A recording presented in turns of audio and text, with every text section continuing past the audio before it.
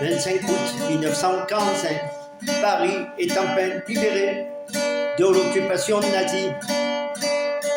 Scène de liesse, des filles enlacent des GI sur leur jeep.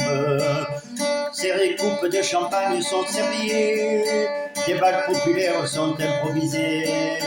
Derrière ces scènes de joie, de liesse populaire, d'euphorie, se cache malgré tout une toute autre réalité, celle de l'épuration. Pas moins de 20 000 femmes seront tondues, exhibées comme des potiches sur la voie publique. Certaines d'entre elles seront déshabillées.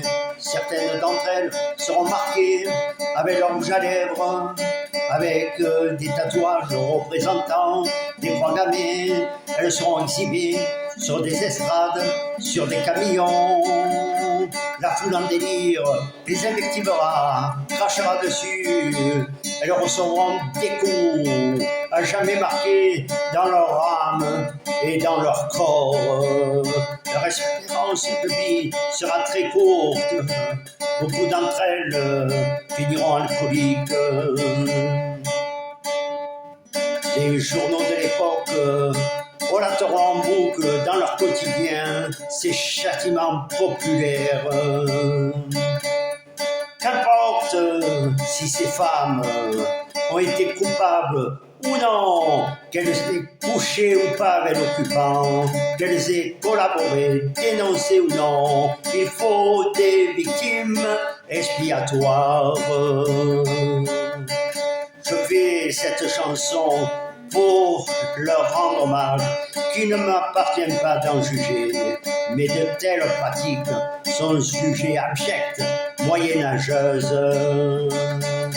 Comment se fait-il que les criminels nazis aient été jugés en Nuremberg, ils aient été châtiés? Toute personne, coupable ou non, a droit à un procès équitable. Derrière les scènes de joie, d'euphorie, lors de la libération de Paris, se cache une réalité tout autre, celle des 20 000 femmes tendues.